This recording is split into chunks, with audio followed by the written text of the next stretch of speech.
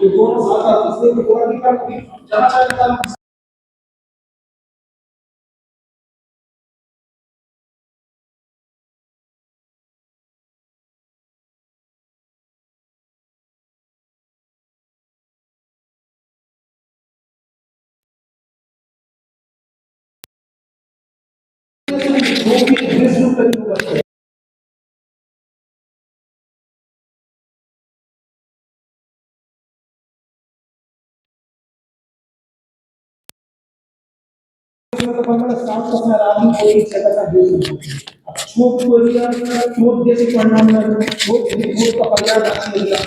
निश्चित रूप द्वेष रूप कसाय मानी जाएगी, ऐसा आप लगा सकते हो।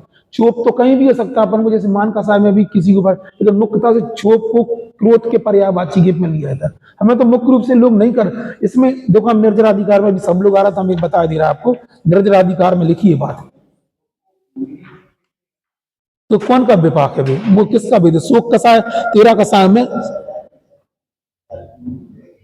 तो मोहिनी के तो उत्तर भेद बता रहे, उनने कहा गलत बोल। मोहिनी के उत्तर पे मोहिनी के भेद हो गए, अरे मोहिनी के दो भेद हो गए, दर्शन मोहिनी, चारित्र मोहिनी, और चारित्र मोहिनी का इंटरनल भेद जी हो गया, तो अल्टीमेटली मोहिनी का भेद तो कहलाएगा वो। नहीं नहीं नहीं, सबके दिमाग में मोहिनी है ना, दर्शन मोहिनी, जबकि ऐसा नहीं, उनके इसलिए बोला नहीं नहीं, लेकिन जब अपन वहां जाते हैं तो उसमें अपन को फिर ही बोलना पड़ता है? हाँ वो लिखा है उसमें ने।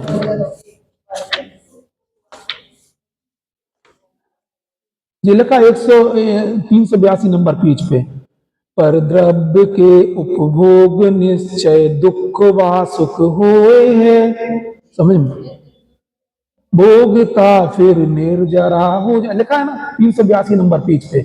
उसमें टीका में लिखा, पर द्रव्य के भोगने आने पर उसके निमित्त से जीव का सुख अथवा दुख रूप भाव नियम से उत्पन्न होता है, क्योंकि वेदन साता असाता दो प्रकार को अतिक्रम नहीं करते, स्पष्ट लिखा है। दुख सुख कैसे होगा? वेदन दुख और सुख जो किसका किसका विपाक है? साता साता का, स्पष्ट रखना। हम कभी कभी राग को दुख रूप बोल देते हैं, द्वेष को दुख रूप बोल देते हैं, सब उसके साथ मिक्स पढ़ना दिए से अपन कसाय में योग और कसाय दोनों को मिला के बोले तो वो आप मिक्स करके बोल दो, लेकिन इंडिपेंडेंट जब आप विचार करोगे दुख और सुख स्पष्ट रूप से साता साता भेद मिलेगा, समझ में ना। वो और जैसे आपने कोई चीज अच्छी आपको अच्छी लगी, आपने खाई, तो विषय तो कहलाएगा वो ज्ञान के ज्ञ बना, उसके साथ असाता वेदनी कर्म का उदय चल रहा तो आपको बुरी लगेगी, और साता का उदय चलो वो चीज आपको अच्छी लगेगी। महाराज जिसको महाराज जी के चौकी का आहार में उत्साह रहता है ना, उस समय महाराज जी के चौकी का बगैर नमक का खाना भी अच्छा लगता है, और जो जिसका असाता वेदनी कर्म का उदय होगा वो चौकारी काजे बुरा बुरा भरका भरका टाइप का। नहीं, बहुत से लोग तो जो लोग कभी आहार में नहीं जाते महाराज जी के, लेकिन जब वो उनको किसी दिन खाने को मिलता है उन्होंने कहा तो बहुत स्वादिष्ट खाना बगैर नमक का भी अच्छा लगा। तो उनके अंदर में क्या है कि मुनिराज को आहार देने, मुनिराज अपने घर में आता अपन को आहार देने में जो प्रसन्नता होती है उसमें साता वेदनी कर्म का उदय चल रहा, इसलिए उनके साथ ये स्थिति बनती है। बोलना है करेगा ना तो आप, मतलब राग यानी पहले एक दो बातें बता दें हम। जो 6 कसाएं होती हैं वो द्वेष रूप होती हैं, 7 कसाएं राग रूप होती हैं। तो पहले एक बार बता दें, इंडिपेंडेंट 9 कसाय का कभी उदय नहीं आता। उसके साथ 4 क्रोध मान मतलब किसी एक 4 क्रोध मान में किसी एक का उदय रहता है। उसके जब भी ऐसे अपन को अभी आपको हंसी आ रही है, हंसी अकेली उदय में नहीं आती, उसके साथ में क्रोध मान मान लो किसी एक का और साथ में उदय चलता, क्योंकि मूल कसाय ये तो 9 कसाय है। ये अपना विपाक भी तब दिखाई जब क्रोध मान मान लो में से किसी एक का उदय होगा। इसलिए जब बाइफरकेशन करोगे तो 2 कसाय राग रूप है, 2 कसाय द्वेष रूप है, उसमें कोई दिक्कत की बात नहीं है। लोग आप कह सकते, इसलिए राग शब्द अलग नहीं होता। इन्हीं में से इन्हीं के स्वाद को अपन राग और द्वेष में डिवाइड कर देते हैं। राग और द्वेष को कैसे लेते हैं? जब किसी चीज को, किसी पदार्थ को, किसी चेतना चेतन वस्तु के प्रति प्रीति का परिणाम हो, उसे निकट रखने का वो राग रूप कसाय कहलाती है, और अपने से द्वेष को दबाने का परिणाम वो कहलाती द्वेष रूप कहलाती। क्रोध और मान द्वेष रूप है, और है ना, और माया और लोग मतलब राग रूप है। इस तरीके से हमें तो मुख्य दुख सुख का बताना, तो कई बार सब लोग, जैसे अभी उन्होंने गलत नहीं पूछा प्रश्न से कि शोक में और दुख में क्या अंतर है, अपन को तो एक जैसा लगता है। भाई कोई अपने समझ लो खत्म हो गया तो अपन को दुख हो रहा कि सुख हो रहा, दोनों ही साथ में चल रहे हैं, क्योंकि हर समय, क्योंकि उदय रूप प्रकृति भी चल रही है, लेकिन अपन को स्वाद अलग अलग मानना पड़ेगा। ये बोलना चाह रहे, दुख भी हो रहा और सुख भी हो रहा। तो दुख है वो वेदनी कर्म का विपाक है, और सुख है वो सुख कसाय कर्म के उदय का विपाक है। ये है, इसमें जगह जगह समय सार में लिखी है बात है। दुख सुख का अतिक्रमण नहीं करता। इसमें मालूम और क्या कहना चाह रहे हैं इस अधिकार में? इसमें वो ये बोलना चाह रहे, सुनो सुनो, भाव निर्द्रा बोलना चाह रहे कि मतलब आप दुख और सुख होने पर भी आपको निर्जरा होती है, इसमें ये क्या है? मतलब क्योंकि वो उसका कुछ ना कुछ परिणाम तो होगा, दुख होगा या सुख होगा, बोले तो भी निर्जरा होगी। इस निर्जरा अधिकार में ये कहना चाहे लिखा है कि परद्रव्य के उपभोग निश्चय दुख व सुख है, इन सुख दुख भोग का पिंड तो सुख दुख का आप उल्लंघन नहीं कर सकते। मुझे राजों को भी सुख और दुख होता है, लेकिन राग नहीं होता। हाँ, एकत्व बुद्धि नहीं है, इसलिए मिथ्यात्व नहीं है। उस राग में अनंतानुबंधी प्रत्येक राग नहीं, इसलिए उस जाति का राग नहीं। समझ में? दुख सुख का नहीं है। यदि उनको शरीर में पीड़ा तो उनको दुख होता है नियम से। आप दुख को अतिक्रम नहीं कर सकते, इसलिए अपन को लगता महाराज जी को होता ही नहीं होगा, वो तो अंदर में स्वरूप में अनुभूति, ऐसा नहीं होता है। It's quite impossible. पीड़ा है तो उसका दुख भी हो रहा उनके लिए, तो दुख है वो तो होगा, लेकिन दुख में मैं पना नहीं है। ये दुख मेरा में, मेरे में, इसलिए मिथ्यात्व नहीं है। और दुख में उस स्टैंडर्ड का जुड़ाव नहीं है जिस स्टैंडर्ड का जुड़ाव अपन लोग को होता है, इसलिए बोलना, इसलिए उनके जीवन में समता की सामायिक बहुत अच्छे से लगा, क्योंकि उनकी कसा संजुलन है, अपनी कसा संजुलन नहीं है। इसलिए दोनों चीजें दुख, हमने इस अधिकार को हम कई बार बता चुके। लोग ये सोचते, आपको भी ऐसा लगेगा तो भाई साहब इतना पढ़ते हैं, अभी मालूम चला कोई आपको काट ले तो आपको दुख नहीं होगा? क्या बताओ? अब आप बोलोगे भाई साहब सम्यक दृष्टि, आपको क्या का दुख पूरा? भय का साय में अभी सांप आ जाएगा तो हम भागेंगे ही नहीं? कि बताओ, तो भय भागे तो भय भागेगा, वो भय का साय का होता है। लेकिन क्या नहीं है? वो मिथ्यात्व और अनंतानुबंधी जन नहीं है, क्योंकि मिथ्यात्व अनंतानुबंधी का टेस्ट अलग समझ लो, जो इसमें लिखा कई बार बता चुके। बोली तत्वों के प्रति अरुचि परिणाम, वो मिथ्यात्व का टेस्ट है। मिथ्यात्व का टेस्ट आ जाने पर भी, किसका टेस्ट आ गया कि मिथ्यात्व का टेस्ट आ जाने पर भी उसके बावजूद भी अपने जीवन में चल सकता। क्या चल सकता है? मतलब मिथ्यात्व का टेस्ट चला जाए फिर भी कसाएं चल सकती हैं। और मिथ्यात्व के टेस्ट को, मतलब सांप आ गया भग गए, ये मिथ्यात्व का टेस्ट नहीं है। मिथ्यात्व का टेस्ट कौन सा कहलाएगा? हमेशा तत्वों के प्रति उपादेय अरुचि का परिणाम और आत्मस्वरूप के प्रति अनादर का परिणाम, ये सब क्या कहलाएगा? ये सब मिथ्यात्व की टेस्ट है। ये बहुत अच्छे से बता चुके, वो तो समझ लो फार्मूला आप लगा के रख लेना बिल्कुल। ठीक है, अपन वापस वहीं चलते हैं जो अपनी गाथा का प्रकरण चल रहा था।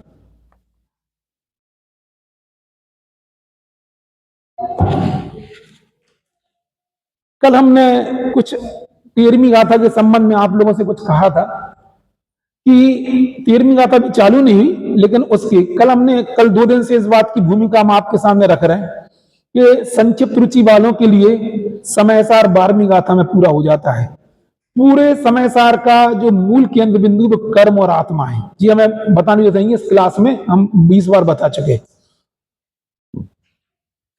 एक प्रमाण के तौर पे एक बात अभी बताते, अभी हम घर पे थे तो प्रमाण सागर महाराज जी का राहतगढ़ में प्रवचन चल रहा था, और वो कम से कम आज उन्होंने 10 मिनट तक ये बात बोली, संकेत भी बैठे थे, मैं शुद्ध आत्मा हूं, तुम यही भाव न करो, तुम मुक्त हो जाओगे। कौन को कह रहे थे? कौन से पब्लिक को कह रहे थे? राहतगढ़ की पब्लिक को। हम उनको याद भी देने को, देखो वो क्या समझा रहे थे। तो यही तो नहीं आई समझ में, उनका नाम लेके क्यों कह रहा है? हम बता क्यों कह रहे हैं? आपको प्रमाणिकता है, पब्लिक देख के बात करते, लेकिन कहीं ना कहीं से उन्होंने बोला कि मेरा केंद्र बिंदु टोटल भावना का केंद्र बिंदु टोटल शुद्ध आत्मा पे है, अंतिम केंद्र बिंदु मेरा क्या है। लेकिन हम आपको उपयोगी क्यों कहना कि जिस शुद्ध आत्मा की बात करते हैं वो सकता आम पब्लिक ना समझ पाए, लेकिन आप समझ सकते क्योंकि आपने निर्णय कर लिया 12वीं का, इसलिए हम उपयोगी बता रहे हैं आपको। कोई भी होगा हम बताना प्रमाण की तरफ, बदली अभी नहीं तो रिपीट करके सुन लेना, रिवर्स करके सुन लेना। वो कम काय से आ रहा है?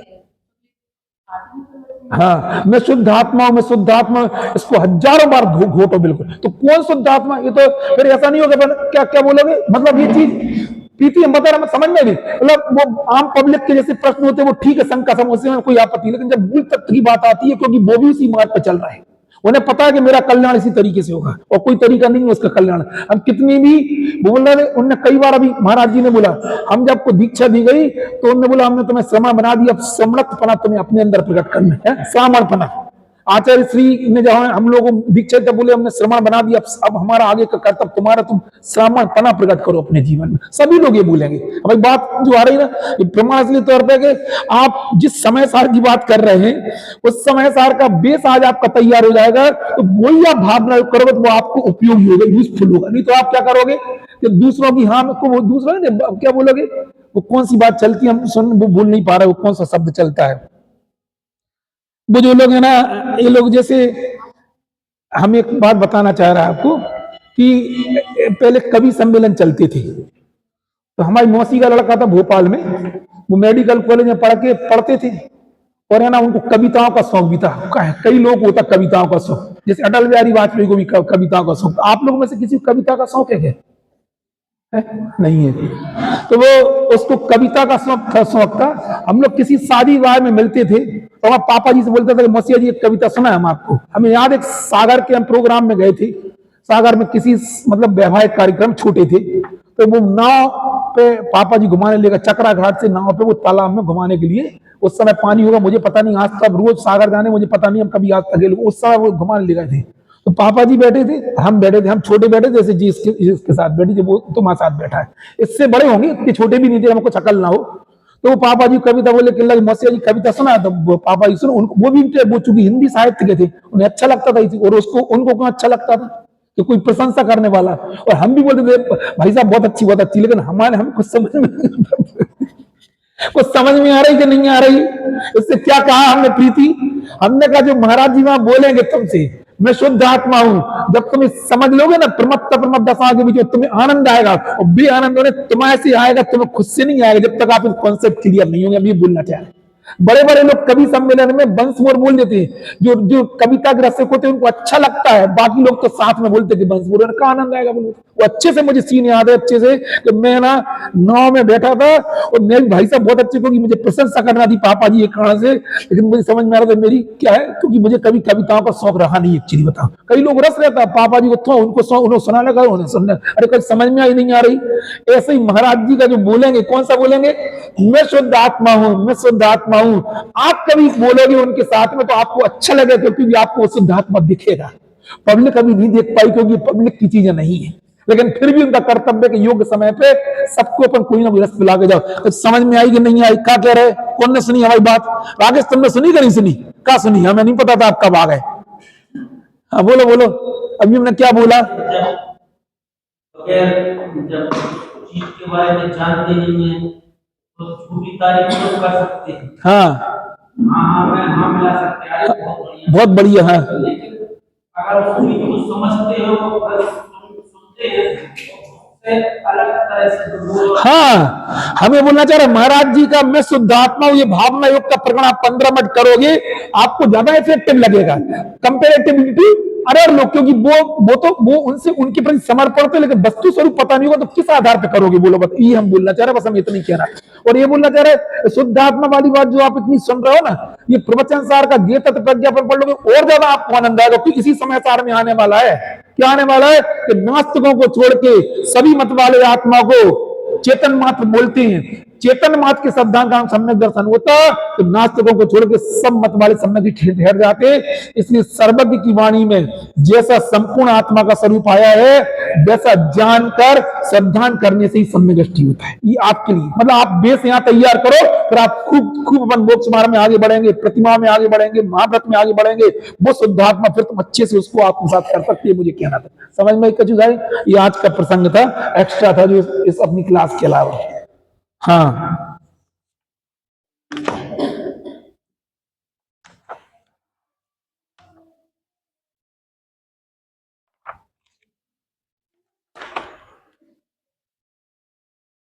बात अपनी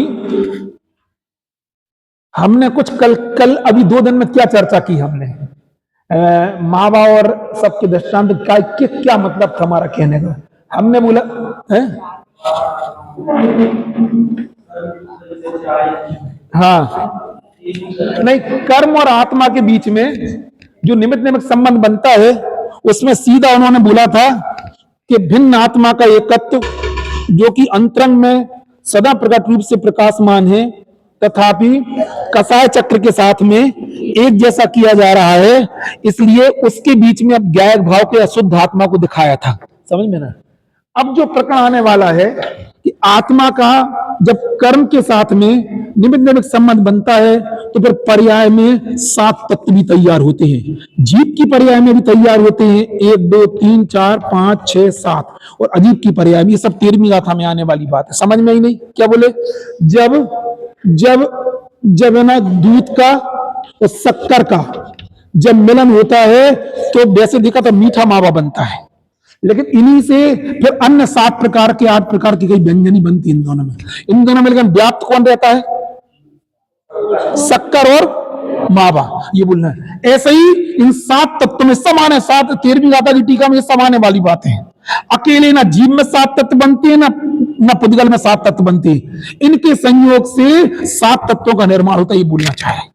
अभी तक चूंकि ये बात अब 13वीं गाथा में व्यवस्थित रूप से आचार्य देव ने अपनी कथन क्यों कहा है? इसलिए कहा है कि पूरा जो जिन्ना लिखा गया वो तत्वों की भाषा में लिखा गया। किसकी भाषा में लिखा गया? तत्वों की। हम इतना तो कर लेते हैं कि तत्व शब्दान हम समझ लेकिन तत्व शब्दान में एक तत्व कौन सा? आप में से कोई संस्कृत का जानकार है क्या? एक प्रश्न पूछते हैं आपसे, तो इस संस्कृत किसी ने पढ़ी है?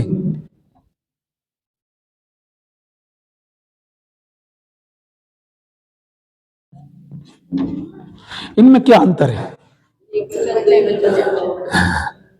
तो बता ये क्या है? ये है एक वचन राम रामऊ राम, समझ में ना? ये होता है एक वचन। इतनी संस्कृत तो हमने पढ़ी, 8वीं में आपने पढ़ी, कौन नहीं पढ़ी? क्या पढ़ी है? राकेश नहीं पढ़ी? राम रामऊ राम लिख ऐसा दिया है, बाकी आप उसको साइड में रख लें। इस रामा में और इस रामा में क्या अंतर है? ये एक वचन है, बहुवचन है।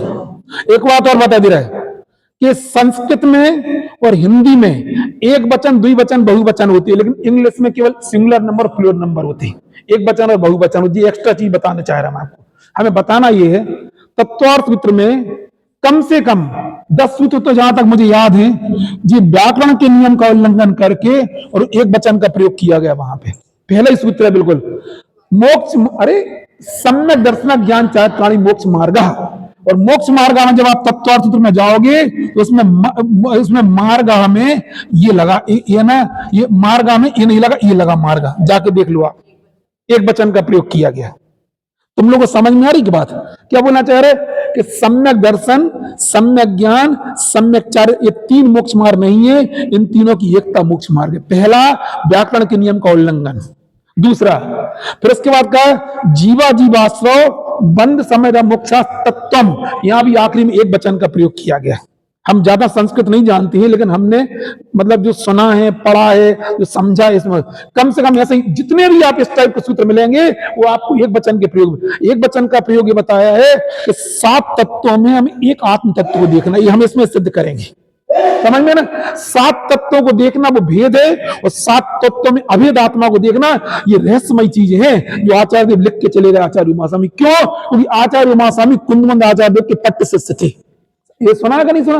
पट्ट से समझ में आता कैसे हो सकता है? बिल्कुल। और क्या बताओ कि आचार्य उमास्वामी ये कहे कि जीवा जीवाश्रव वन समर मोक्षा तत्वम, बे कहें बेका के 7 तत्वों के सिद्धांत सम्यक दर्शन, और ये कहें कि 7 तत्वों में एकाकार आत्मा का सिद्धांत सम्यक, ये कुंदवंत आचार्य देव कहते हैं। फिर दोनों में अंतर आ जाएगा? नहीं है।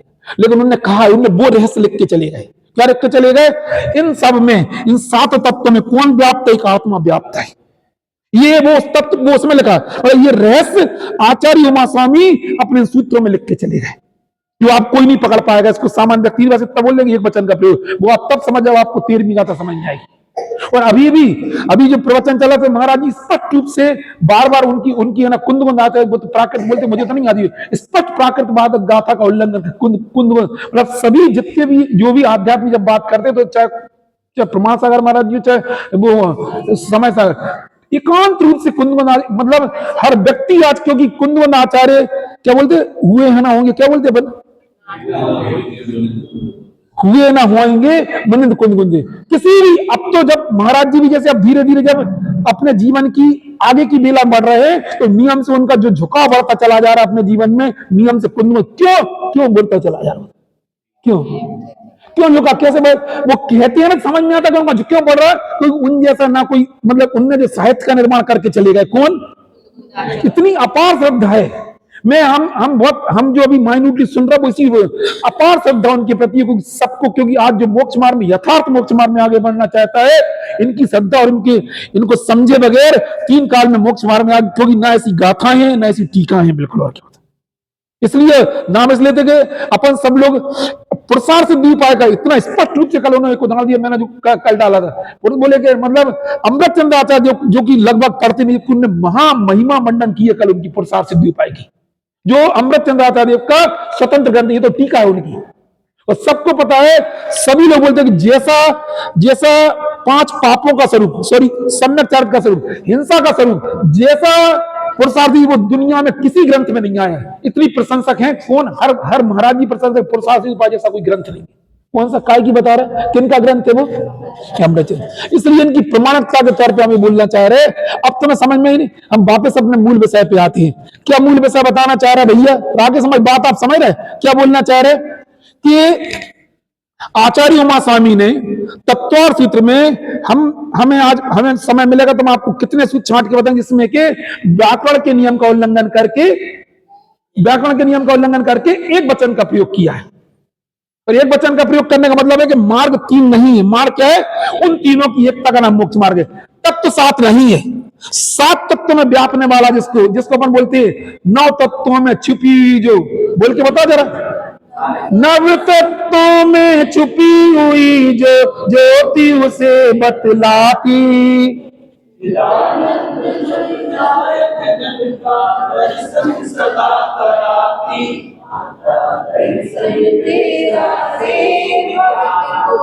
एक मिनट, कब सन से जातम दर्शन होता कि अभी हम इतनी भूमिका 2 दिन से क्यों तैयार कर रहे हैं, क्योंकि अब जो भाषा चलेगी वो कौन सी भाषा चलने वाली समय सार में, 9 तत्वों में गायक को देखने की कला। अभी किसके बीच में देखा अपन ने, नहीं अभी किस में देखा, अभी कसा चक्र के बीच में आत्मा, और ये कसा और 9 तत्व कैसे बनती है बोलो, इसी आत्मा कर्म से बनने वाले 9 तत्व होते जो 9 बने। अब चले अपन आगे चलते हैं। गाथा ये पेज नंबर 33 पे है। इस प्रकार अब आचार्य शुद्ध नय को प्रदान करके निश्चय सम्यक का स्वरूप कहते हैं। अब आचार्य शुद्ध नय को प्रदान करके निश्चय सम्यक का स्वरूप कहते हैं।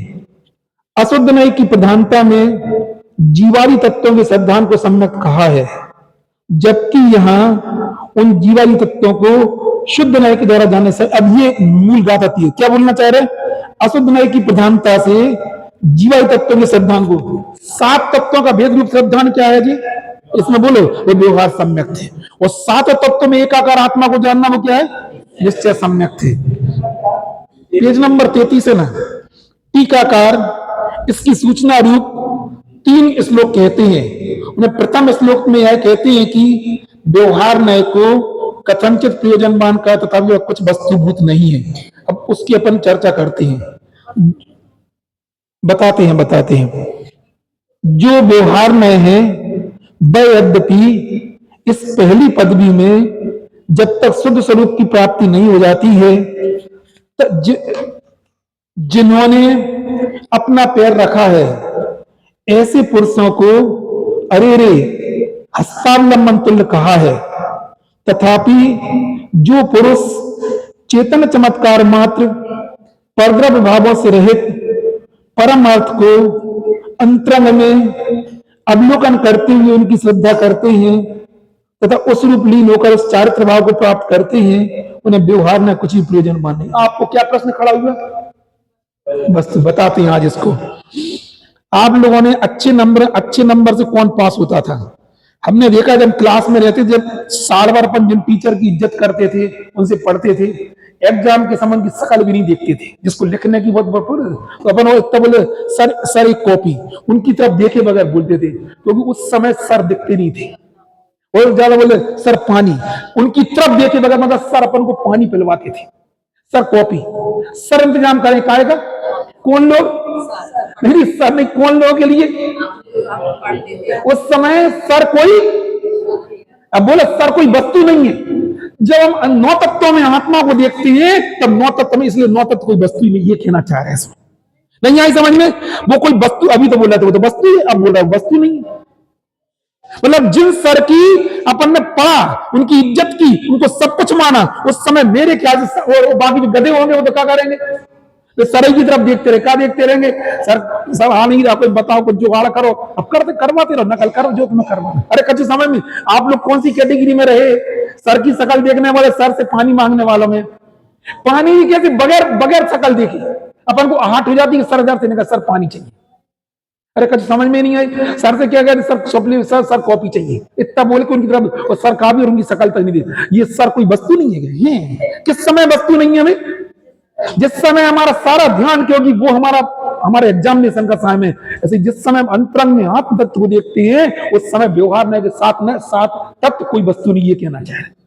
यदि अरे कुछ समझ में, आप लोग सोचते कहां से दृष्टांत खोल जाते, जैसा अपने जीवन के अनुभव है। भैया खूब मावा खाया है, खूब आइटम खाए हैं, और खूब ये पढ़ाई भी करी है, और खूब है ना लिखा पढ़ी भी करी है, समझ में, और पता था बिल्कुल। और क्योंकि उस समय यदि मतलब आप जो सीए वगैरह के एग्जाम होते हैं, अधिकांशतः देखा कि इतना लिखना पड़ता, इसकी कोई हद नहीं होती। उस समय ऐसी फुर्सत नहीं मिलती कि हमें ना, जो अच्छे पढ़ने वाले, वो टैलेंटेड रहते हैं ना, वो इतने उनको सही रहती कि हम सर से कहेंगे सर हमें पानी मिलवा देना, देखना उनकी तरफ, ये फुर्सत कहां आपने। इसलिए बोलना चाह रहे हैं, जिस समय अंदर में आत्म तत्व को देखते उस समय नौ तत्व क्या है? अरे क्या है? कोई वस्तु नहीं है। जिनने पढ़ाई करी है उन्हें पता है। हम तुम्हें कौन कौन से उदाहरण है बिल्कुल, और क्या बताओ, सबको पता है। घर में जब अपन जाते हैं तब हमें कई बार अपने ही घर के मेंबरों के अपन फोन नहीं उठाते हैं। आप अपने घर में गए, आपको अपनी प्राइवेसी मेंटेन करना है, अपने लिए भिन्न वस्तु लगती है, नहीं है समझ में? रिश्तेदारों कभी कभी उनके फोन उठाना भी अपने को बेकार लगती है। क्यों? क्योंकि वो अपने आप से मिलती है। अरे वो भजन तो सुना दो, प्रभु का प्रभु में होएगा मिलन, अभी भजन नहीं चलता, कौन सा एक आध बोलने बता। हम तो रोज सुनते, फिर मुझे याद नहीं है। सुना सुना सुना। हाँ हाँ बता दीदी सुना। बहुत अच्छा, मैं तो रोज ही सुनता हूँ, लेकिन मुझे पता नहीं, अभी याद नहीं आ रहा। मिलन होएगा, इतनी देर में तो कोई निकाल ही ले तुम्हें। होएगा प्रभु का पर्याय में, जब मिलन होएगा तब आनंद का अनुभवन। जब उसका मतलब सात तत्व बाहर रहेंगे कि नहीं रहेंगे, और सात तत्व को याद रखो तो करना, आत्मा का अनुभव तो नहीं होगा। फिर महाराज जी ने भी क्या बोला, शुद्ध आत्मा के में कुछ नहीं है, नास्ति सर्व भी, कोई संबंध नहीं है बिल्कुल। क्यों नहीं है? तो उस समय बिल्कुल, ये तो दुनिया में भी अपन भूल जाते सब, जिस समय अपन अपना अनुभव करते, समझे? अब क्या बोला, कोई वस्तु नहीं है। अब अपन आगे चलते हैं, जो आज अपन को, हाँ, भावार्थ शुद्ध स्वरूप का सुन लेना उसमें कुछ कह रहे हैं। वो भजन सुन लेना, वो तो ऊपर ही डला है, बड़े पंडित साहब का भजन है, और वो है ना किसी ने अच्छे से गाया उस चीज को। हाँ अरे अच्छी बात है, आप सुनाओ याद करके, हम तो आपका भावार्थ।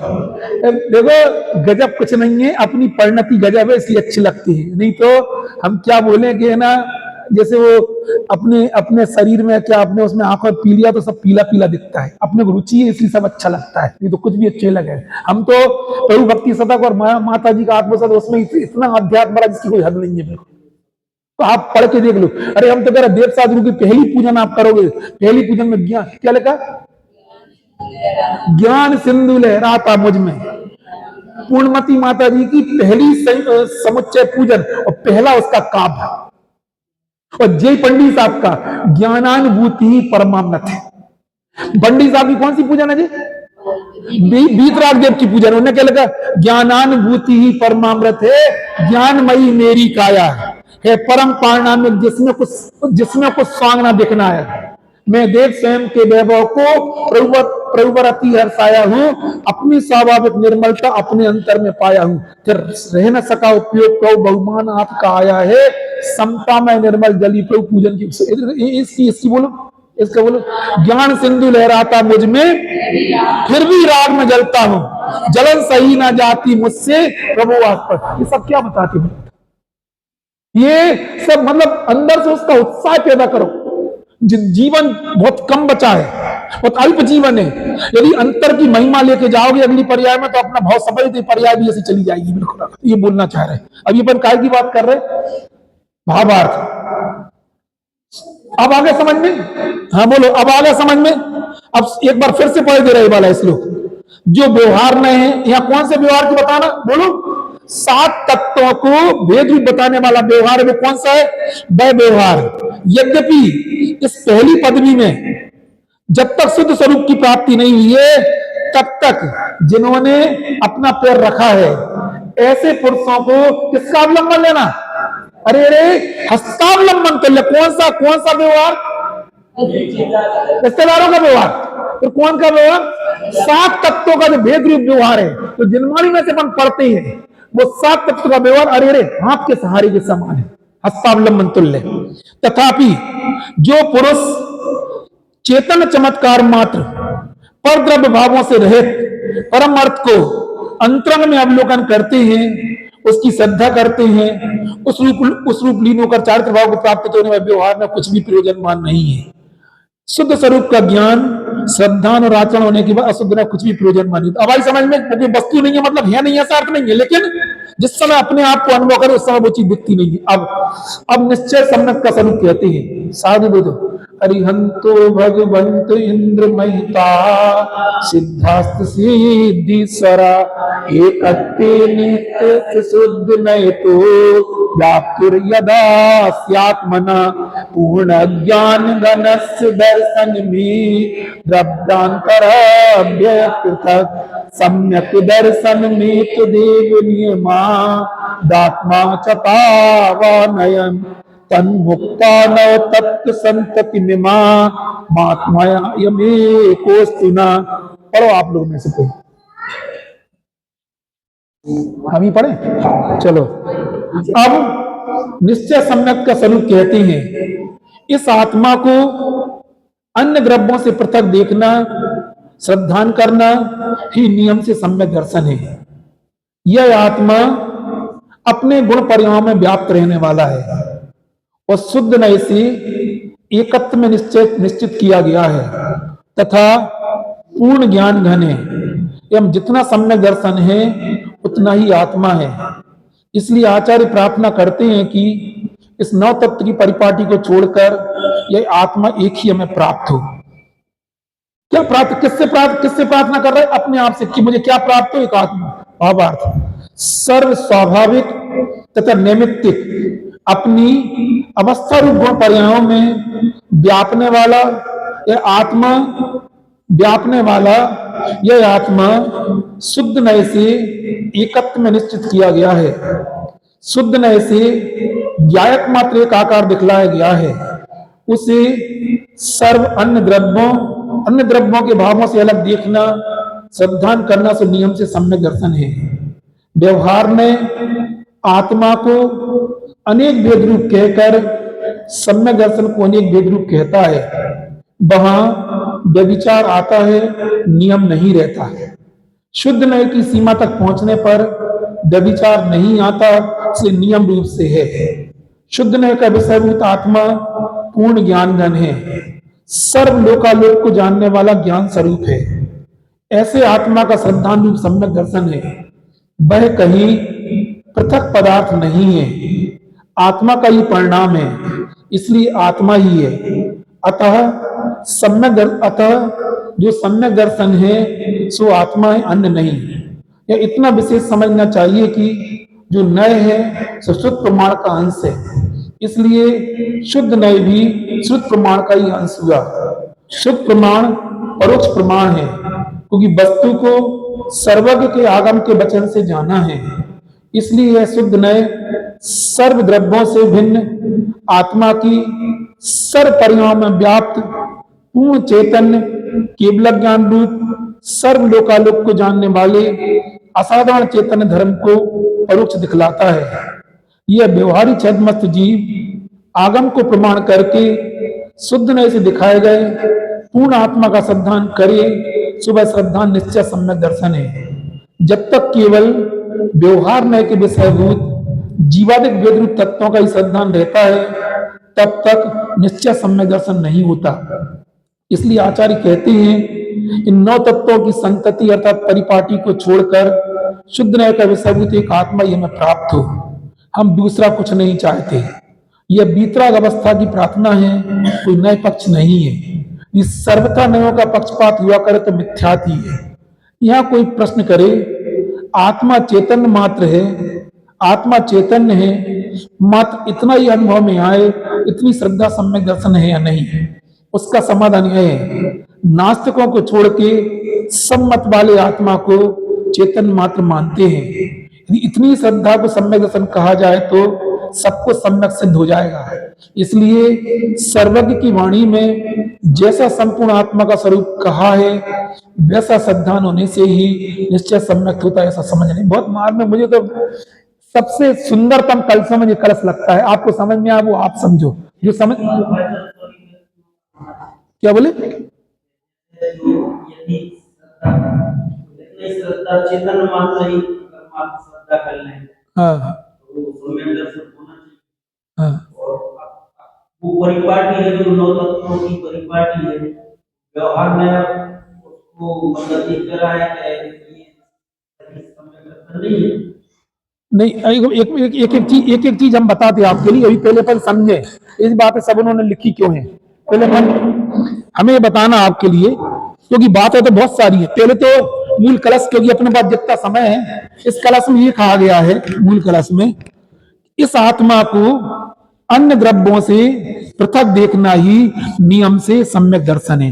तो पृथक परद्रव्य को कौन परद्रव्य कहलाएंगे, इसका पूरा कहलाएगा। तो शरीर है, शरीर के बाद में कर्म है, कर्म से के बाद में रागा देखें, रागा देख के बाद में आत्मा है। वो बोलना चाह रहे इसके पहले तक यदि इसके पहले तक की आत्मा का श्रद्धान करेंगे तो व्यभिचार आएगा। क्यों व्यभिचार आएगा, क्योंकि जैसे हमने बोला ये काले कपड़े पहने और ये भी काले कपड़े पहने, यदि इस आधार पे हम किसी की पहचान करें तो व्यभिचार, क्योंकि ये भी काले, ये भी, यदि हमें इनकी पहचान करना तो कहां तक जाना पड़ेगा बोलो, जहां तक केवल ये होंगे दूसरा कोई नहीं होगा। समझ में आई ना। हम मतलब किस पॉइंट पे जाके निर्णय करेंगे जहां पे व्यभिचार नहीं आता है। आप लोगों में से कई लोग जैसे अपन मालूम चला हम कोई एक कपड़े पहने, जैसे अपन बोले कि कोट वाला, कोट के बाद अपन ने बोला कि शर्ट वाला, फिर शर्ट के बाद अपन ने बोला कि बनियान वाला। इन सब में यदि हम किसी इस आधार पर किसी की चर्चा करेंगे तो इनमें व्यभिचार क्यों आएगा, क्योंकि ये भी कपड़े पहने वो भी कपड़े पहने। किस कहां तक जाके व्यभिचार नहीं आएगा, जहां केवल वो व्यक्ति रहेगा वहां पे व्यभिचार नहीं आता है। इसलिए उन्होंने बोला है हमने नौ तत्वों को अभूतार्थ क्यों कह दिया, कोई नौ तत्व होते कर्म सापेक्ष होते, क्या बोलना चाह रहे, वह व्यभिचार आता है, उसे मूल तत्व ग्रहण नहीं होता। इसलिए किस सीमा में व्यभिचार खत्म हो जाएगा बोलो, जहां हम नौ तत्वों से पार जब ज्ञात के पास जाएंगे तो वहां पे कोई व्यभिचार नहीं आता है, सीधा आत्मज्ञान होता है। इस बहुत गहरा चिंतन है, क्या बोलना चाह रहे इसमें, क्यों इसीलिए उन्होंने बोला कि सबसे पहले यदि आपको किसी चीज की पहचान का तो लक्षण लक्षणावाद पढ़ना चाहिए। न्याय में क्या आया है, न्याय की लक्षण किसे कहते हैं, रुको लक्षण किसे कहते हैं, विक्की आपको बोलना है, आप पुराने हो नहीं, एक मिनट हमारी पूरी बात सुनो अभी उनका नहीं। तो लक्षण की परिभाषा बताओ।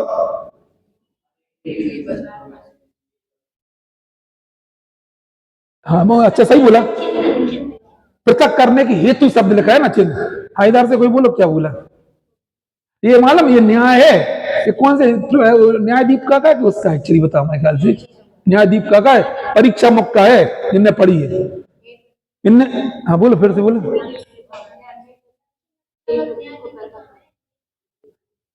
न्यायदीप का मैं परीक्षा मुक्त मैंने गया, परीक्षा में तो प्रत्यक्ष परोक्ष प्रमाणों की चर्चा है वहां पे। लक्षणावाद जो आएगा वो न्याय में आएगा। हाँ ये चलो होगा उसमें भी हो सकता। हाँ क्या बोले आप बोलो बस। हाँ यही आपने बहुत अच्छा इनको परिभाषा याद है। अनेक वस्तुओं में, अनेक मिली वस्तुओं में से किसी एक वस्तु को पृथक करने के हेतु को, हेतु शब्द जरूर बोल रहा है, पृथक करने के हेतु यानी कारण को क्या कहते हैं अपन, लक्षण कहते हैं। वो लक्षण काय से दूसरे नहीं होना चाहिए, किससे नहीं होना चाहिए, अतिव्याप्ति अव्याप्ति असंभव उसका परिहार होता, तब जाके इस पे अभी हमें नहीं बताना नए लोगों के हिसाब से। अभी बोलना ये चाह रहे हैं कि व्यभिचार क्यों आता है, क्योंकि वो समानता तुम में भी और हम में भी है। कहां व्यभिचार खत्म हो जाएगा, जिस जगह पे हम पहुंच के, जैसे हम पहली लेवल पे देखेंगे तो व्यभिचार आ रहा, क्योंकि तुम में भी वो गुण है और इनमें भी गुण है। जो कपड़े तुम पहने वो जे पहने, फिर सेकंड स्टेप पे का तो जो जे पहने बेबी बेबी पहने। तो किस स्टेप पे जाके व्यवहार, जहां केवल ये कोई दूसरा व्यक्ति नहीं है। बस यही उन्होंने बोलना, क्या बोलना करें, इस आत्मा को अन्य द्रव्यों से पृथक देखना ही नियम से सम्यक दर्शन है। अब यहाँ पे कौन से द्रव्यों से पृथक देखना, जिन द्रव्यों से तत्वों का निर्माण होता है, उन तत्वों से, उन द्रव्यों से और उन तत्वों से भिन्न जब ज्ञात के पास जाएंगे वहां पे कोई व्यभिचार नहीं है, केवल आत्मा दिखेगा। ये बोलना चाह रहे, बहुत गहरा है, थोड़ी आपको नए लोगों को परेशानी हो सकती है, क्या बोलना चाह रहे? यदि उस वस्तु तक पहुंचना तो क्या करना पड़ेगा? जहां उस किस सीमा तक पहुंचने पे व्यभिचार नहीं आता है, बोलो। तो शुद्ध न्याय की सीमा बता जरा इधर पे देखो। अब हम बताते हैं, मकान वाला देखना या मंदिर वाला देखना, ये क्या है?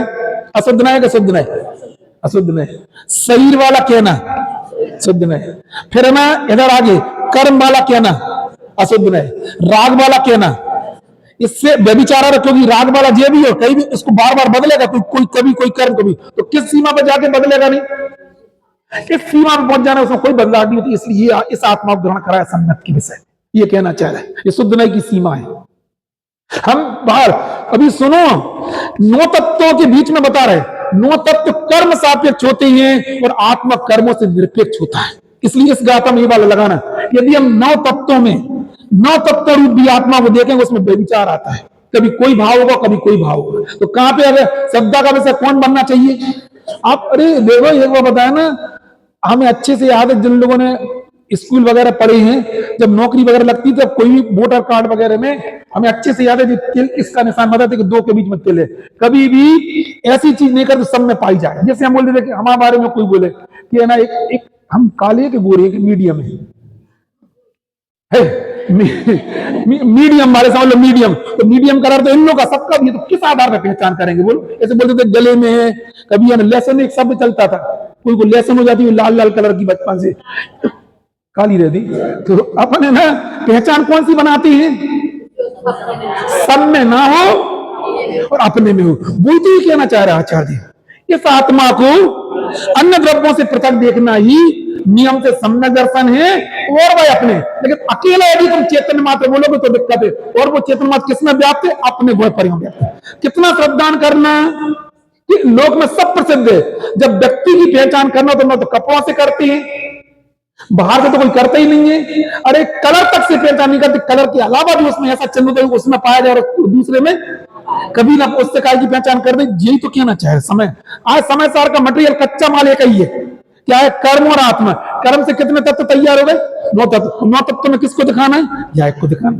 पूरे समय सार का केंद्र बिंदु केवल एक है, कर्म और आत्मा। और कर्म के बीच में गायक को दिखाया, अब 9 तत्व में गायक को दिखाया। हमें केवल ये, चाहे तुम है ना मीठा मावा खा लो तो भी हमें क्या खाना है?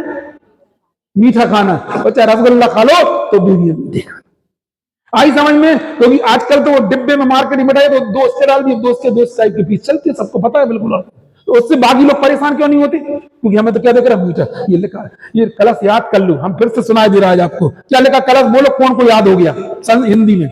इस आत्मा को अन्य द्रव्यों से पृथक देखना ही नियम से सम्यक दर्शन है।